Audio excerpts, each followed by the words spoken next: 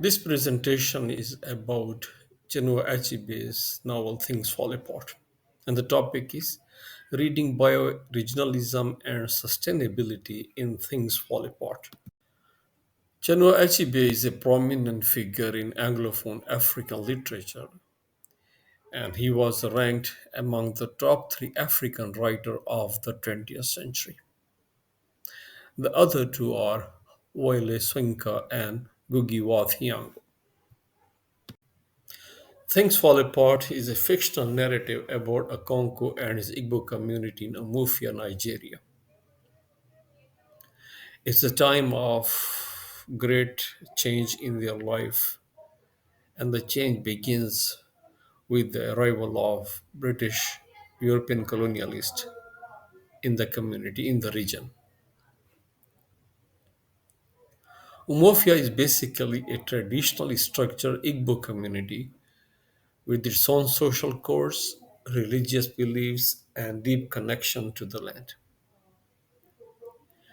The novel explores not just his journey but also the broader impact of colonialism on Igbo society, particularly the disruption it brings to their way of life and their relationship with the cherished bioregion.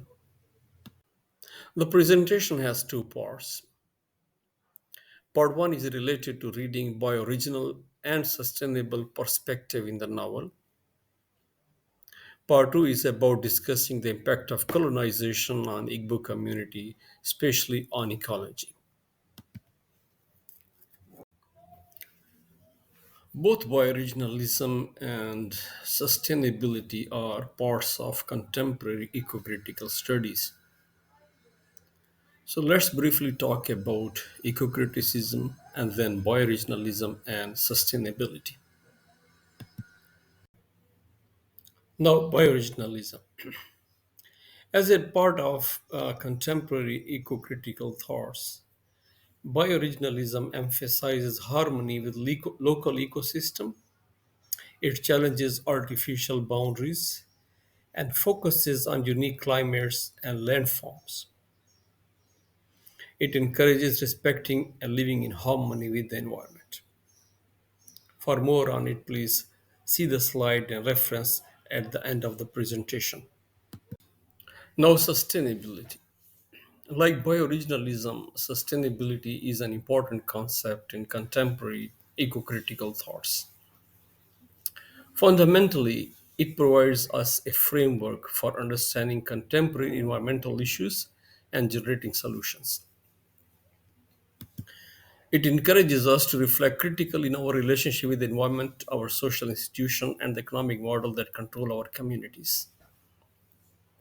Understanding these issues and concepts help enable us to make well-informed decisions and work for a more sustainable future for all. It involves using resources wisely, protecting the environment, and ensuring long-term policies for a sustainable world. Now the analysis. Reading bioregionalism and sustainability in things fall apart. Without idealizing the matter, there are clear hints of Igbo's community practices that support both bioregional and sustainable practices. As you will see, both overlap on many occasions, but they produce an interesting depiction of ecology, land, and people.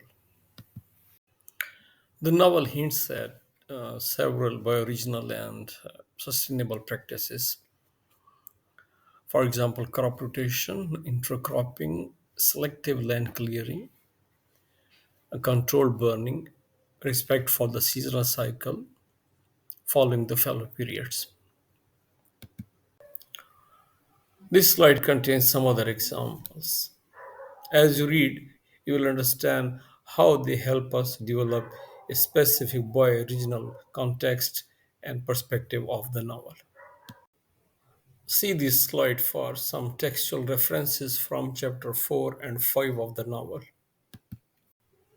This slide draws attention to another very important aspect of bioregionalism, which is related to the connection between language and bioregions.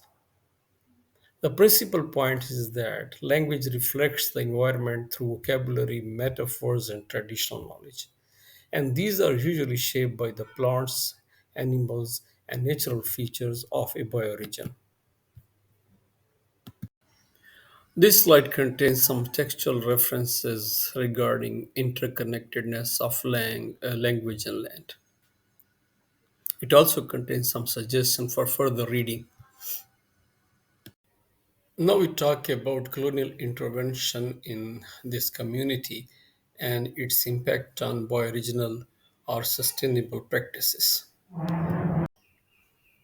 D.M. Mangara, in his study, explicates five stages of effective colonial intervention in the region. They are exploration, expropriation, appropriation, exploitation, and justification. The novel represents all these four stages.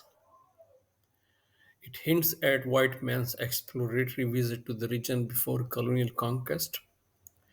But the third stage is the most important, which disrupted Igbo society's agricultural practices, weakened their cultural identity, and led to the fall apart of their traditional way of life.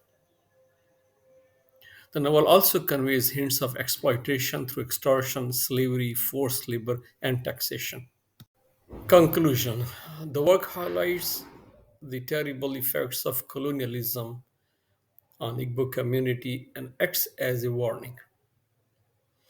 It highlights the significance of honoring conventional ecological knowledge as well as the possible risk associated with unrestrained use of natural resources.